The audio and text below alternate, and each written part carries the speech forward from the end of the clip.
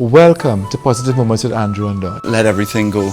That was such a life-changing experience. It's a way of life, it's a way of being, it's a way of thinking, it is mind management. It inspires me to know that there's more to learn every single day.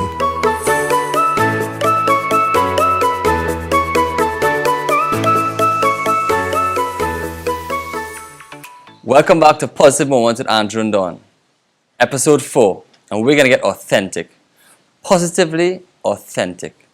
We have a lovely guest here today who has a wide background of just experience. Young, but very experienced. And as I introduce this lovely young lady, I want you all to think about what makes you authentic. Because we all are authentic. And today, as we go into this authenticity, we welcome to the platform Ruqayyah Scott. Thank you for joining us here today. Really appreciate you being here, coming here to talk positivity, be positive, shift from anything that may be negative, because we know how important that is. And I want to start by saying, what is authenticity to you? Well, for me, being authentic is just being you. And in our society, especially in my generation, with social media being such a big part of our lives, I feel this immense pressure for us to be a particular way, whatever wave that we're trying to ride, whether it's whatever wave that is. And I think it's very important to just be you. And I try to be myself in every single situation, whether it's professional, whether it's personal. And I think the more you that you are, the funner you become, because I saw this quote recently where someone was saying that, they still eat their favorite burger is a burger that somebody introduced to them in high school. Their favorite place to go to is somebody that they once dated. And basically saying that your life is made up of several moments. Your life is made up of different things. So just be authentic. If it is you really like a burger that nobody else likes, well, you really like that burger. And that means that when I interact with you, you might be able to introduce me to that burger because you're being authentic, you're being you. And, I'm getting to benefit from you being authentically yourself. And I think that's the beauty of life. And that's what I try to do. Well, I hear you talking about the burger and like the burger, but I really like that brother across there. But I'll tell you a little secret, He's authentic and I'm authentic and you're authentic too. I mean, we've just been chatting for a few minutes and I could tell already that positively authentic is really what this particular 4th episode should be called on Positive Moments with Andrew and Don. And Ruqayyah, there could be some people looking on who know you, but for the large part, for those who don't know you, you could just tell us a little bit more about you, because I understand when we read your bio, there were so many things that you were involved in, even at 21 years old. I mean, you're almost, to me, I remember you from television, giving some interviews and that kind of thing, and very passionate about some issues that may at times be a little bit touchy, but you certainly have been able to, at 21 years old, to be original, to make your original mark, that authentic mark, just at 21. Tell us, where have you been able to touch so far? Okay, well, I have always been really passionate about social justice. I think at a very young age, I went to a private primary school and then I went to a government public secondary school. So I was able to see persons from different walks of life. And I just realized, because I thought my private school experience was everybody's experience. And it's only when I was exposed to other people from different walks of life, different ethnicities as well, is when I realized that all of our lives are not the same. And there are people who face so many injustices. And I just didn't like seeing that happen. I didn't know what to do. And then I got this opportunity to join the Model United Nations, where you would represent some country and you would debate on some world issue. And I remember that year was on the rights of persons living with disabilities. And in preparation for this big debate, we debated on several issues from LGBT rights and that sort of thing, women's rights, children's rights, biodiversity.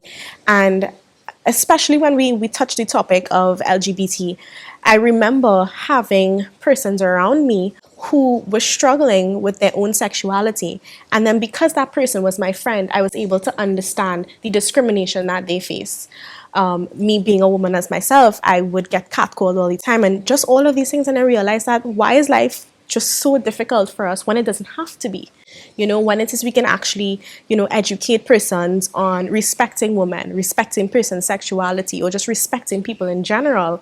That's when I realized that there's actually a solution to all of these problems that we face, and there's something that I can do about it. So that's why I started doing more work in social justice, whether that was getting involved in different youth groups. So I eventually went on to continue with Model UN, and eventually I became the head trainer. So I got to train other young people in Trinidad and Tobago with the same sensitivity that we need to develop, and across the Caribbean as well. And for me, that was such a life-changing experience. I just started getting into more work in that field, and that really sort of propelled me onto the journey of studying what I study, which is economics. And there's a big misconception that economics is about money, but economics really is about human life and the choices that we make and what we consume, goods and services. And people forget that healthcare is a service, access to healthcare, affordable healthcare, access to water provision is a service. So we forget all these little things. So I take a lot of pride in what I study and what I do, which is economics, because I want to be able to use that along with all of these volunteer groups that I'm a part of to really kind of merge the two together to create positive change that's sustainable. And that's actually why I did the economics, because what I know is that we can do how much we want on our own individual level, but for something in terms of social justice, for these things to be sustained, it kind of has to be solidified with policy. And that's why I chose, economics to kind of get into this thing. So y'all are hearing at 21 years old, she hasn't even dived in yet to so much more that she's accomplished thus far. And I want to take a little positive snippet out of that, because it's never ever too early to start doing something positive.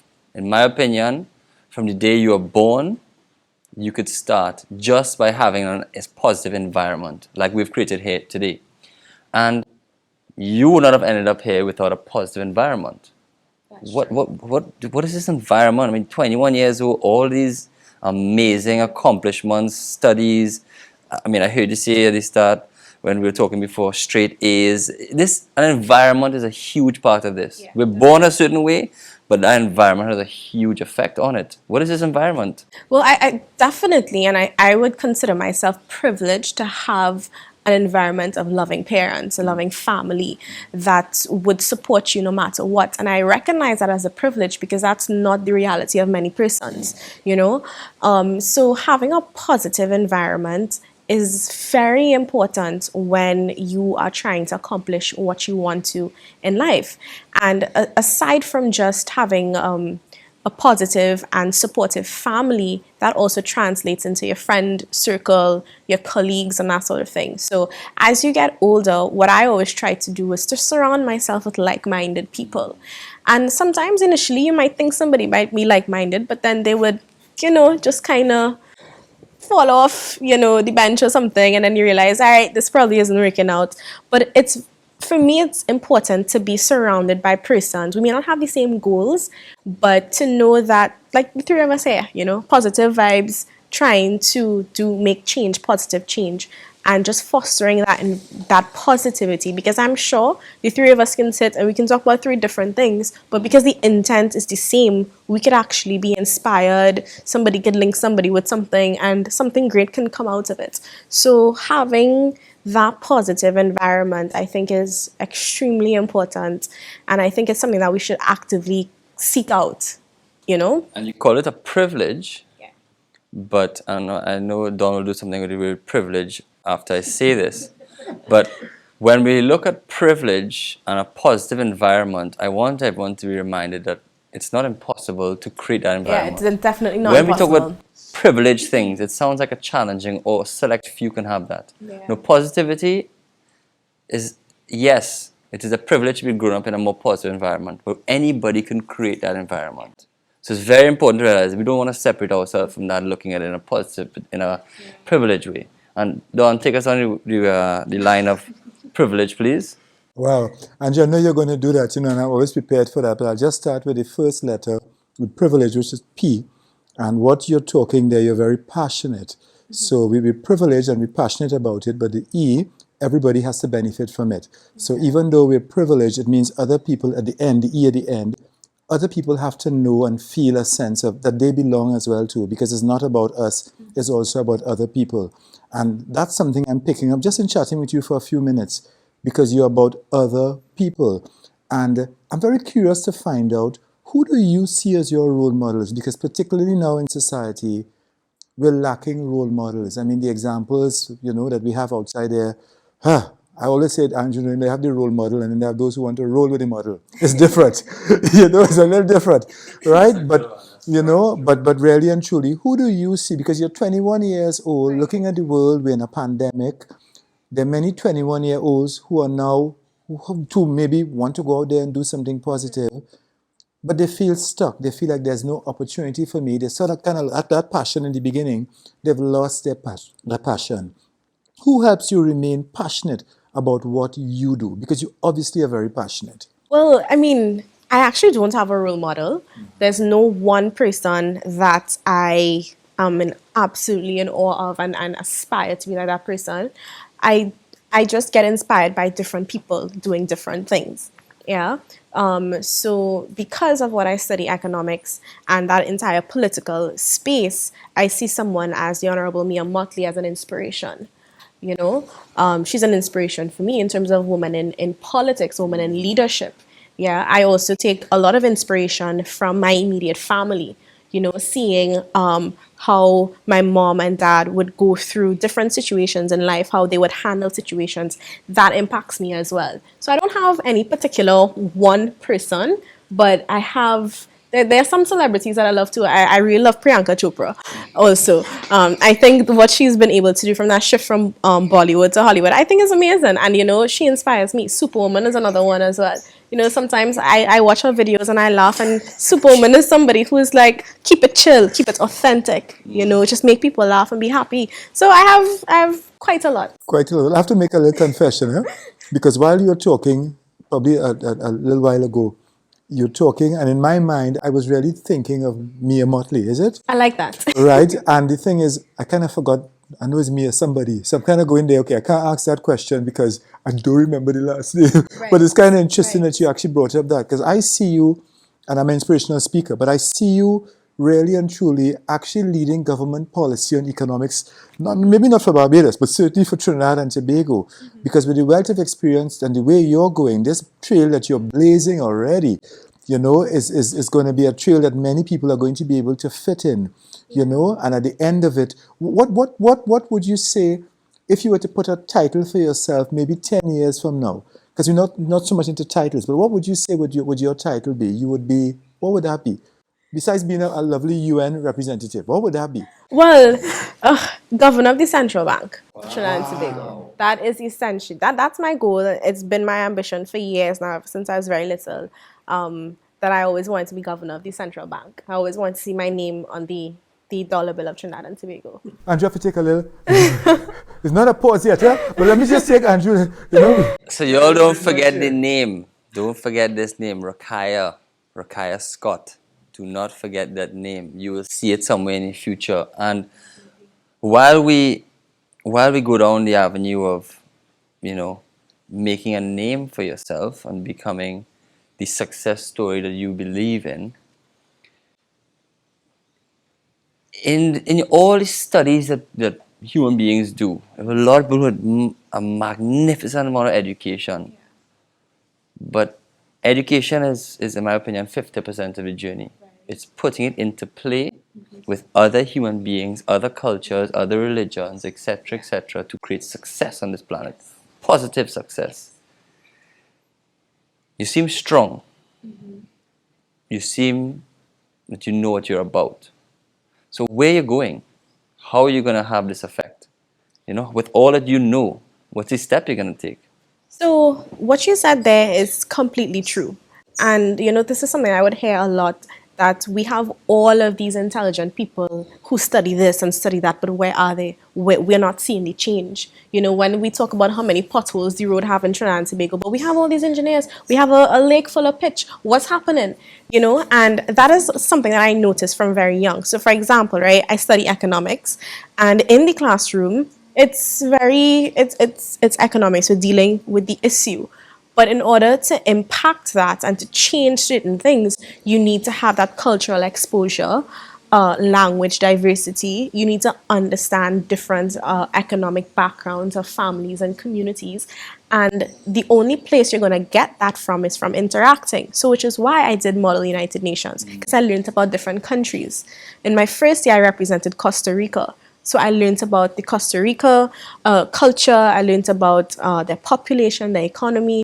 Then after that, I actually represented Asia Pacific, countries in Asia Pacific, and learn about these countries that we might think in the Western world that are so strict. But when you understand where they're coming from, so that's why I did Model UN, so I can learn about different countries. And then I was a youth ambassador through the U.S. Embassy. So I went to the U.S. for a period of time, representing young people of Trinidad and Tobago as well. And there, interacting with persons in the United States, seeing their culture, seeing how the United States implement their policies and that sort of thing. So for me, it's really important, and I say this is why it's very important to have extracurricular activities as young people in school. So when you're in primary school and secondary school, it's very important for you to have other things, because that is what is going to give you the other 50% in order to make what it is you're doing valuable. Because we see it in society. How many doctors that we know that we might see who would get blazed on social media for being racist or being sexist, or lawyers. I mean, look at right now, we're attacking the justice system, you understand? But if it is us as intellectuals, as academics, get that exposure from regular people, you and I, just talking and having conversations and traveling. Traveling is also very important. I believe that if it is your one individual in your country and you never really go outside of your country, you probably won't be able to have that wealth of knowledge that you would get from visiting different cultures and just having that experience. So for me, what I want young people to do is to understand the bigger picture. And the bigger picture is that you have to have a multifaceted approach in how it is you're doing anything. So if it is just studying management or you're studying medicine, I know it really is hard to, split your time, but you have to. You have to if this is the change that you want to make, because it's not easy. If it is you see somebody struggling and you want to be a positive influence to them and you want them to have a better lifestyle, it's not easy, because if it was easy, we'd all do it. You understand? If it was easy, everybody would have been happy and jolly. The economy would have been flourishing. Everybody would have been on the same level of income. Everybody would be driving the same car, but it isn't that way. Right? So it's difficult, and I think we have to take that extra step to learn that other 50%, which only comes from interaction and exposure and really going beyond the call and pushing the envelope. Andrew, you talk about the bigger picture, but we have to recognize first, we have to know that there's a bigger picture. We cannot be very just myopic in our view and just think that this is just it, because there's so much more outside there to achieve. And certainly listening to you, there's a lot more that you are going on to achieve. Now, you mentioned, there's some people who inspire you. You may not see them maybe as a mentor, but certainly you're mentoring people already. I can tell that already. In terms of your siblings, is it yourself? I am the only child. Wow. Only child. So no brothers and sisters, nobody to annoy me. Wow. Wow. But interestingly, you're not averse to learning from others as well, too. Because even as you're broadening your horizon. And I think, Andrew, not only governor of the central bank am I seeing, but I'm certainly hearing an ambassador in the making. Because this is what it takes. The longest journey begins with the first step. And certainly you're making some very solid steps, actually, where those steps are being heard and others are actually taking notice of you. There are young people. I want you just for a second, I'll just do this right now. Maybe you may have done this at the end, but I want you to look at the camera, and there's a young person there who likes economics and who may be a single child and may say, hey, what? I think she's speaking to me. I want you to speak to someone in the camera. Look directly at the camera and tell that young, give them a little inspiration. You be an inspiration to them. The same way Mia Motley is an inspiration to you. You just go off the cuff because I know you can do it. Just be an inspiration to somebody in the camera. All right, well, for anyone that is studying economics and you may not be sure about it, but you realize that there's some value there and that you can do something with it, I want you to understand that your economics is probably one of the most powerful fields. And I mean, I could be biased, but when you think about it, you think about a country, how a country is run. When you think about how everything trickles down to affect every single person, you would realize how much power you hold as a future economist. And then you would realize that the decisions that you make are going to impact everybody. So understand that the field that you're studying is not just something that I'm studying for fun. It's a responsibility of a nation of people, of a region, of the entire world. That's the impact that you're going to potentially have as an economist. You never know, somebody might call you to give consultancy advice on something that's happening in Bangladesh or in the United States or France. And you have to be able to carry your knowledge that you learn, because whatever policy you are going to implement in that country is going to affect every single person. So understand that what it is you're doing is powerful. And in order for the field of study to become so powerful, you need to understand your power in that. So I just want to, send some motivation and love to just stick at it. And even if it's a bit difficult, because trust me, it's not easy for me. And I just keep reminding myself that what I'm doing it's not just about me. It's about bigger picture. Once you understand it, it's about bigger picture and it's not really about you, then you realize that, okay, the late night exams, this isn't about me. This is for the betterment of my country. This assignment is really hard. It's not about me. It's about everybody else. And that makes it way easier. And it just helps you along the journey to really create that positive change that you want to create. Wow. This is, you hit home there. And I want to take that and put it across the board of life. Yeah. Because in everybody's job, in everybody's way of life, the service they provide while being on this planet has the opportunity to uplift human beings, positively impact them. Like I was working with a young girl the other day, and she's a health and wellness trainer.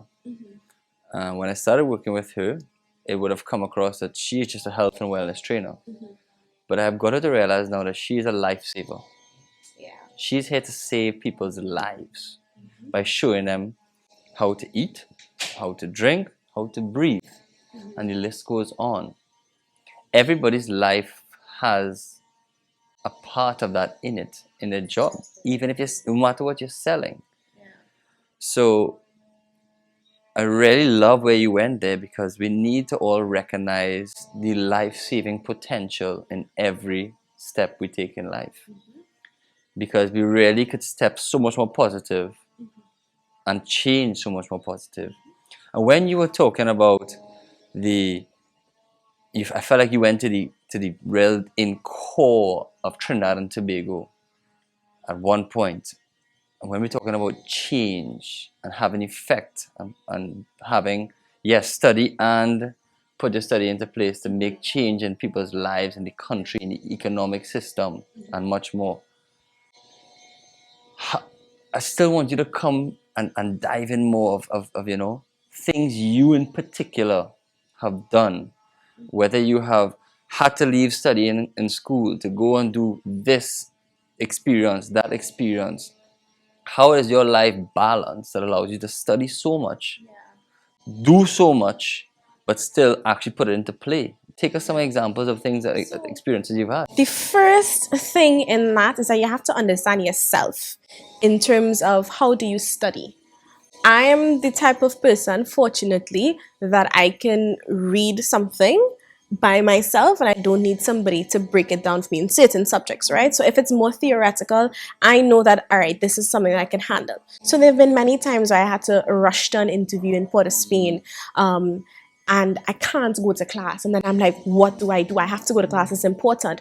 But because I know myself and I know, okay, this is something I can catch up on later, let me see if I can get 30, 45 minutes out of the class, and then let me see how quickly I can get to this interview. Or let me see if I can do the interview first and then quickly get to class. So it is something difficult to balance, but I have had situations where I've had to be out of the island of Trinidad itself, and I would have to, miss something like studying for 2 days. And then I have to ask myself, and then I'm like, but this is what I want to do. Because I'm going there to essentially have an impact on somebody's life.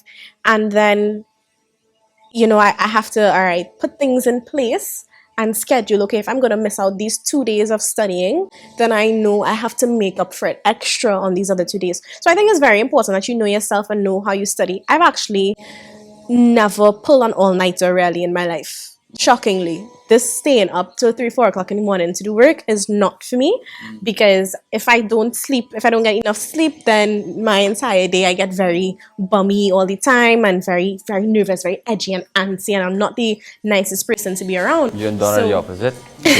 You work all night. So because I know that I can't do that, I say that I need to finish my tasks by a certain time in the night, because I know if I go to continue, and I have pulled the all nighters once in every blue moon. I can count on one hand how many times I've done it, but you have to know yourself. And then there's some people who prefer to stay up later at night and study. So you have to know yourself first. So if you know that you're a late nighter, you're a night owl, and you can do this at night, you go ahead and do that. But you have to know what works for you. So I know what works for me. So that's how, I would schedule my time. But I'm not gonna lie, there have been times, I would say, before we had the pandemic, right? I'd gone to visit a friend in Suriname who I had met on Youth Ambassadors. So another example. I met a lifelong friend from a different country. She was from Suriname, and we kept, the friendship. So I would go and visit her in Suriname, and she would come and visit me. So I went to Suriname, and they speak Dutch. I don't know a word of Dutch. I'm sitting in this plane, and and that sheet they make you fill out, it's all in Dutch, and I'm like, oh my gosh, how am I gonna get off of this plane? When I go there, somebody had to help me, and I went there and I had such an amazing experience with their culture. And then I came back to Trinidad, and I got into this program called Young Women in Leadership, which was actually the first all-female youth parliament in the Caribbean, which was in 2020. Yeah, and I played the Minister of Finance, and we debated on on gender responsive budgeting, right? So I had that experience, and then I was training for Model UN, and then I had school, and I had to do interviews, I had to do promotions for Model UN. So it was from radio to TV to training, getting to the hotel to make sure everything's right, then managing this debate. And I was so bogged down with work, and I was doing so much, so much. I couldn't tell you, like, I was just burnt out, and I had exams as well, midterm exams, and then carnival. I mean, you had to go, a party or one or two, and I was so bogged down with everything. And then COVID-19 lockdown. And I was so happy in that moment. I was like, okay, this is going to be for a good 2 weeks. This will go away just now. COVID, let's give it a 2 weeks, a month for the most. I got some time to relax. I was so happy. So the first week of lockdown, I was home, I was chilling, Netflix, and I was so happy that I got that break. I just didn't know it would last so long. But here we are. But my point is, sometimes we push ourselves too much to the extent where you really can't function in a healthy manner. And I've experienced that. I've experienced burnout. Mental fatigue is something very serious because it takes longer to recuperate. And then when you're tired mentally, anything that you read or you watch after, you just don't want part of it. So it's very important to, strike that balance. So I've definitely had moments, crazy moments, where I just couldn't balance it all. Then, I learned my lesson from that, and then try as much as possible to balance everything. You're definitely focused. And I'm hearing the discipline that it takes when one wants to achieve, and when you're forced, inverted commas, to participate in so many different things.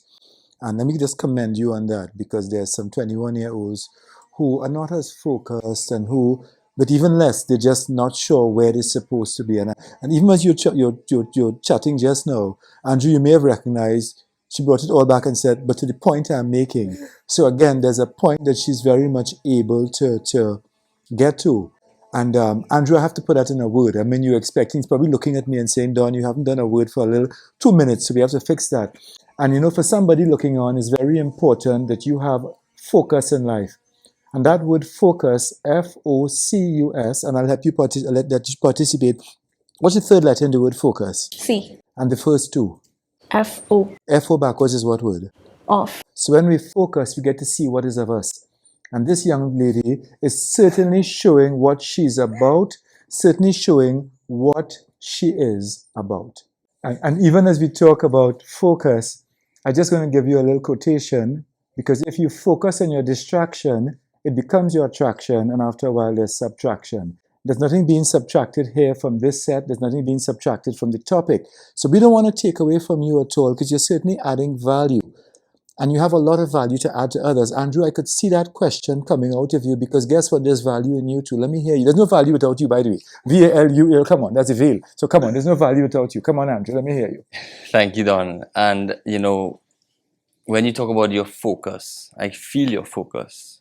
I could really connect with your focus. And this focus and drive that you have has come from 21 years of practice. 21 years is a lot. But you would have had a system, a support system, that you really utilize, I should say, to get to this point. And I feel like a lot of people do have the support system, but don't actually choose to use it and see it. Yeah. What are your thoughts on how did your support system help you? And for those, because I remember we were talking about when you talk about private school, and some people who've gone to private school actually see the value of them being in private school, not the right place to be, because private school is for a select few, and sometimes people who are put in a select few want to be with the masses. But when you want real focus and you want real altitude, you can't be with the masses. You look at a country, there's only one leader. Right. And then there's a chain below, and a chain below, and a chain below. Focus is the one person at the top, leadership. You have a very leadership vibe about you, and you really want to get to the top with this focus. Where did this come from? Well, that's a good question, and I really don't know, because I've just always been like this. I remember from my earliest memory, I always remember I just always wanted to be a cut above the others. That was always my thing. I didn't want to be average, so people would say, I don't think that's realistic. You tell me don't do something, then I'll go and do it. And I'll prove to you that I can do it. That's how I've always been. And I've just had that support system, as you said, to really... Who's the support system? My parents and my family are my support system. And so I'll give you an example. So my dad would usually take me anywhere that I have to go, right? Well, before I could have drive and that sort of thing. So my dad would usually take me everywhere to go. And at a time, a friend told me, you don't feel bad asking your dad to drop you everywhere all the time. Like he has work, he has his own life, he may be wanting to do certain things. Don't you think you're consuming too much of his time? And I was like, I never thought of it that way. So I asked him, it's like, Dad, like, how come you always, why are you always so available all the time? Like, you don't ever say no. And he told me, he was like, because it's important. If you have to go to an interview, it's important. And I want to support you in your dreams and in all of your endeavors. And he's like, if it is what all I can do is come pick you up and take you there, then I'm going to do that. And he was like, if it's not important, if you want to go to a party and it's not that important, then I might tell you, all right, well, I can't do that. But if it's for something important, he's going to do what he has to do to take me there. And I think my parents and my immediate family, my aunties and my uncles and my cousins have always been very supportive. I have a very supportive family in terms of all of my cousins, very involved parents and that sort of thing. And earlier I mentioned it as a privilege, because not everyone is blessed enough to have such a supportive family. But in that, I would also say, just because you may not have it right in front of you doesn't mean that you can't get it or that it's absent. You can find other ways to kind of, pull that and try to get that support system, But you could have the best support system in the world in front of you, but if they don't connect to your values, they wouldn't support. That's also true. How did you get them to connect? Because I see many often times people ready to support, but not that value, because the direction the young one wants to go in is not really the direction the older one thinks is the right direction. How did you get them to connect to your values to take you there? So I think I'm also again very lucky that I have super understanding family members. But this is where it comes back to that 50% that you were talking about, where you have to be able to convey your academic thoughts and your intellect down to the grassroots. So you are really able to get persons thinking. So for example, some of my older family members would have grown up in a time where we weren't so comfortable with certain things like women's rights and women wearing what they want and going where they want and that sort of thing, right? And I remember having conversations with different family members, telling my mom, telling my dad, but if you actually look at it this way, A, B, C, D, E, F, G. And then they'll be like, but you're right. So something as simple as clothes. People are always trying to police what women wear. And then I had to, I was explaining to certain family members, but I was like, but how does what I wear really impact this person? Like if you really think about it, right, that individual wants to commit a crime. And regardless of what I am wearing, if that person is targeting me, regardless of what I'm wearing, regardless of where I'm going, the individual wants to do something to me. So how does that have to do anything with my clothing? I was like, all right, when it is we go to a beach, we're always in a bathing suit or what have you. And when you on a beach, generally people are minding their business and people just going into the water and coming back on their little towel and you go home after. And I was like, so why is it that nobody is getting online this in the beach? So I'm telling you, it's not really about clothing. And then the person will be like, yeah, you're right, for real. So it's like, right, now you can't tell me what is I wearing anymore. So you have to be able to bring new perspectives to persons who may not understand, but you have to break it down for them. You can't come with your textbook and, I feel like Ruqayyah, is so positively driven. And I'm going back to a bit of parenting. I see a lot of people who are very positive, who are very driven. But when they don't get what they want, they vex, they're angry, they're furious. And that rage and anger coming towards parents, guardians, or mentors would subtract the value of what they can bring. When you don't think about that, that's a big part of it. You're trying to get someone to take you somewhere and they're not seeing your vision. You give up? Well, Andrew, I'm inspired to do what I do. And Ruqayyah, if you don't mind at all, if you could spell your name, watch your camera and spell your name very simply. Just spell your name. Ruqayyah. Andrew, and if you heard that, R-A-Q, Ruq. R-U-Q-A-Y-Y-A-H. And you talk about that rage being there at the beginning. So that R, you could have the rage there, but after you have the U, which means that you're still an individual. And then you have the Q, you're going to have some questions about life. But guess what? You have an A, you have two A's in your name, which means that everybody you have the ability to achieve. But in between that, you get a Y. It means yes, you can. Even when you doubt yourself, you get another yes. And I'm sure after the second A, there's a H. Guess what? You could breathe out because we could all do it. So let me just say, Ruqayyah, very, very important. It's not how we start, but it's keeping on the journey and saying we're going to finish and we're going to finish positively. Yeah. It's not about the start because many of us have different starts. One thing in life you can't choose is your parents, but you certainly could choose your parents.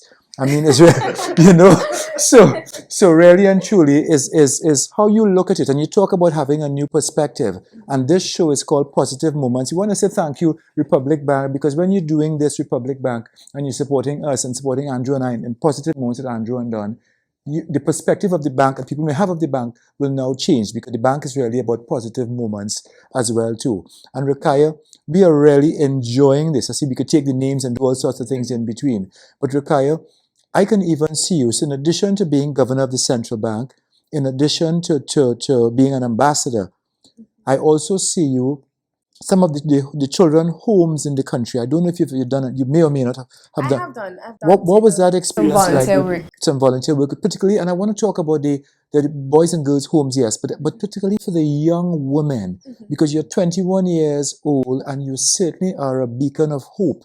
If I were to coin a phrase, Yeah. you're a beacon of hope for our young people.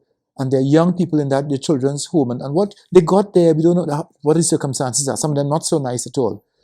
But what would you say to that young girl in that home right now? That young girl in that home, what would you say? Well, I mean, as cliched as it sounds, but you see that dream that you have, that I want to be great, I want to do this, I want to do that. Don't let go of that dream, because eventually your circumstances are going to change. You're not going to be in that children's home forever. Eventually you're going to move on from that.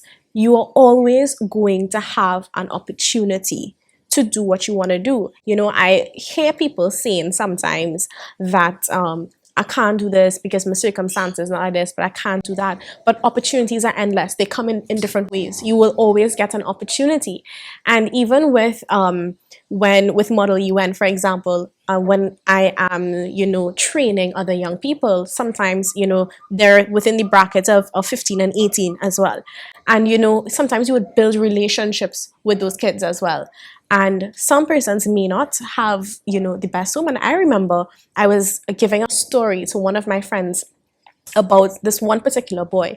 And he was like, don't say that he can't do it. He's just not motivated. So he has to get the motivation, but you can do whatever you want. But it's about getting the motivation to do what it is that you want. So I just, for young women especially, there are lots of societal barriers against us, and you're going to face them. I still face them all the time. But if I just take a step back and I say, well, to avoid this, I'm just not going to do anything. I'm not going to do anything with my life. And I don't want to let somebody else win. I want to win. So just understand that opportunities will come your way. They may not be with you right now, but they will come. And understand that your circumstances also will change with time. Your life is not ever one dimensional for the entirety of your life. That would be pretty boring as well. So things change, and eventually you just have to keep the faith and keep that spirit of wanting to accomplish what it is you want to accomplish, and then the opportunities will come and you'll be able to accomplish what you want. And when we look at dreams, because dreams, we all have them. And Don will wrap up the show soon with something that's very important about dreams, because I love this saying that Don has. But dreams, yes, they exist internally, but you're going to take us to a very special place today, where I believe, and I'm sure you do too, a lot of dreams are born there. Yes. Information. We need information to follow our dreams. And in my opinion, there are a lot of hidden, but they're very not hidden places in Trinidad and Tobago around the world where we can get this information for free. Yeah. And you're going to take us to one of these very, very important places in our country. So I look forward to experiencing your positive place and showing our audience where that positive place is. And, Don, as we take us home with dreams. Take us home with dreams. Yeah. Even before I come to the dreams, I want to talk about opportunity, because it's too late to prepare for an opportunity when the opportunity presents itself. You have to be prepared before. And certainly if you're listening to you are preparing yourself even from private school into the secondary school, the government system. You're preparing yourself. So it's very important for you to prepare. Very, very important. And when you prepare, to keep that dream in your mind, and dreams specifically, dreams become a reality for those who do more than just dare to dream. Again, I'm going to say, dreams become a reality for those who do more than just dare to dream. You could feel free to quote me on that, but I certainly want to quote Ruqayyah here. And you need to be positively authentic. There's only one you. If you try to be anything else, all you'll be is an imitation or a fake. This is a real show, no fake, no skin, no trim, no hair, no joke, no go. You know what I mean? This is a real show, but it's more than a show. We want to show you that positivity exists even in a pandemic. And I say exists, and somewhere there's exits. You might make an exit to make an entrance somewhere else. We want to thank you. Just right now, we take a little pause for a cause, not just because. Be right back.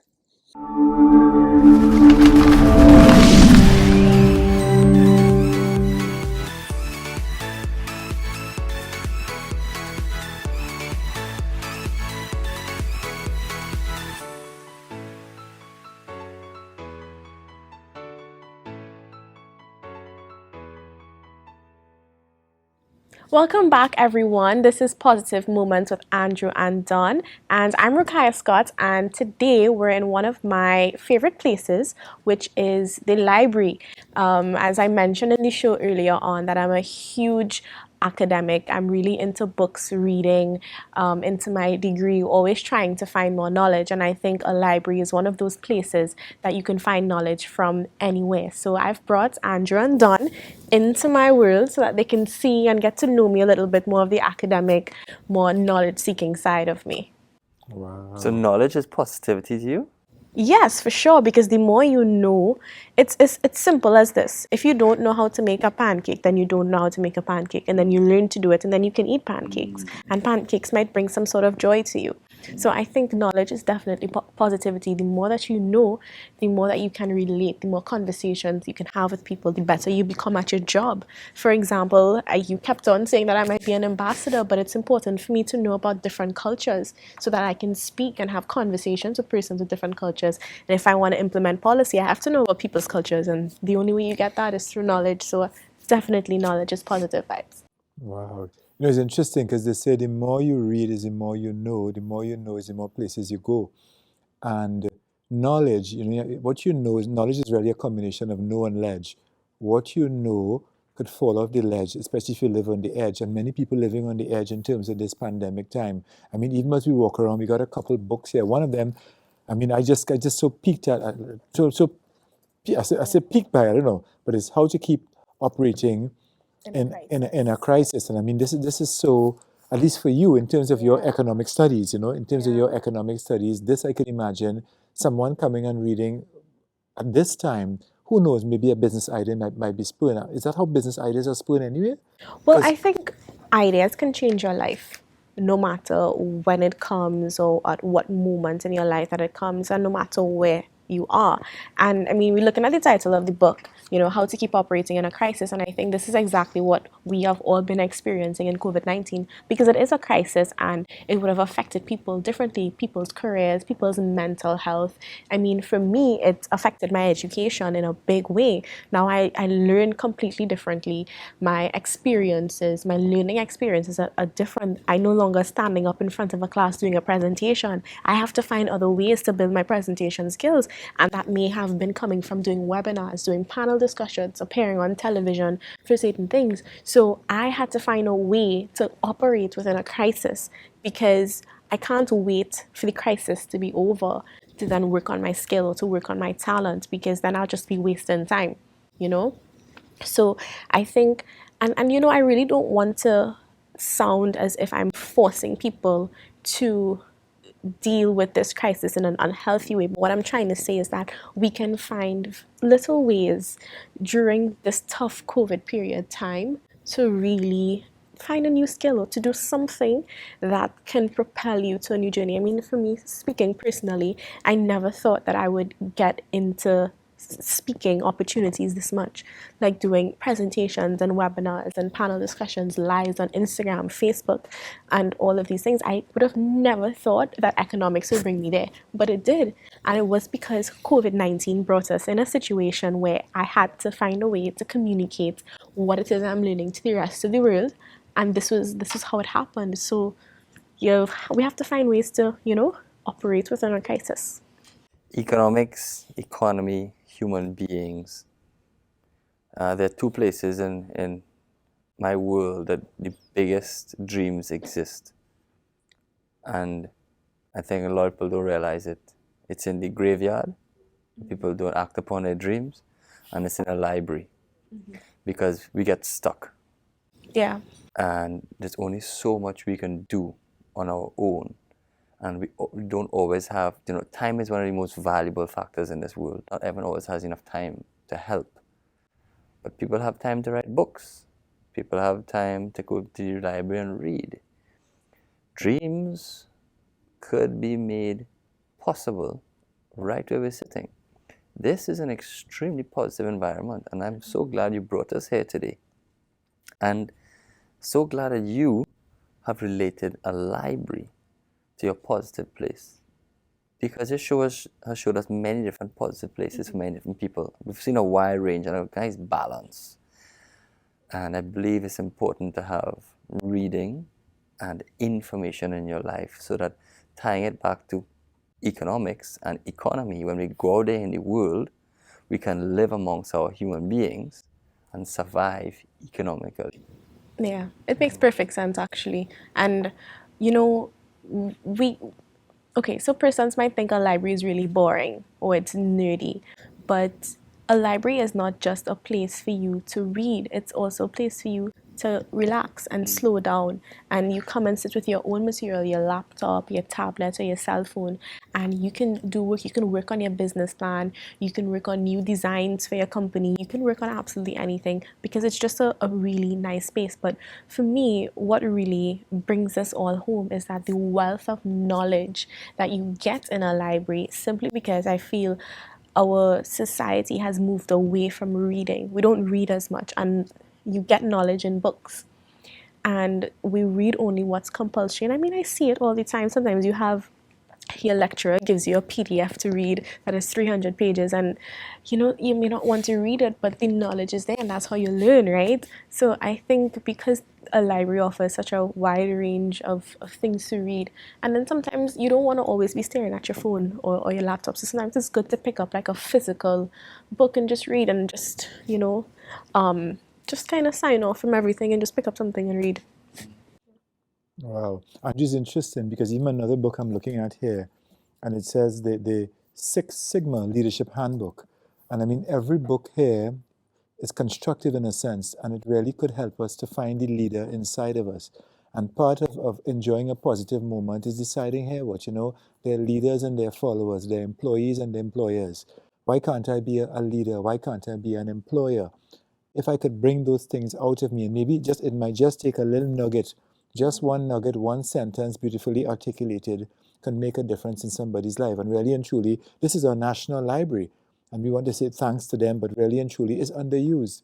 And hopefully by even watching us, that you could actually come into to the library and sit down and get some information that could make a world of a difference for you. We talk about villages in Trinidad, but the world is a global village. So we're all part of that global village. And I mean, certainly by your travels already, I mean, you've been to a couple countries, and that has just broadened your knowledge to become the ambassador that you already are.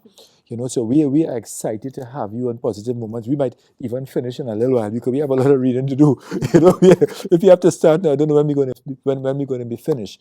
But certainly, we can see already, Angie, that her career is going to be a distinguished career, one that makes not just her family, immediate family, proud, but certainly her community, certainly the bank would be very, very happy about where she has gone to as well. And let me tell you, you want the bank happy with you. You know what I mean? Right? But certainly I could see that you're taking Trinidad and Tobago to places and being an inspiration and a beacon, just as Andrew has been through his sport of sailing, and going all over the world as an ambassador, as an Olympian himself. And I'm really, really excited, Ruqayyah, to have you on Positive Moments because you're really helping us to be positive. And this is why, Andrew, I think if you remember our initial conversation, in the middle of the crisis, we said we're going to do something and we're going to get the support. Republic came on board, and then there's no looking back for us. Andrew, how does it make you feel to know that we can even get along the way to meet a Ruqayyah, to meet a young adult who is very focused and how does it make you feel, Andrew? Well, I could have never, said, Don, I think this is where I'm going to be when I'm 31 years old. So being amongst Ruqayyah, it's a real blessing to be here right now with both of you all. And, I'm very happy to learn from Ruqayyah, to be in the presence of Ruqayyah, so that not only do I know that I could feel the future in economics and other aspects of human rights in our country, it's in good hands. And I hope you make a life in Trinidad and Tobago because the world is ours. You could move where you want. This is my home. You could choose if you want to be your home and your home. So I really look forward to seeing all that you do. And I want to celebrate you here today for all that you have done. And I really, really want to encourage you to, no matter what happens, you just keep going, because you are already a beacon of hope, light, and love. And as we continue with our positivity, I know you will do your best to do the same.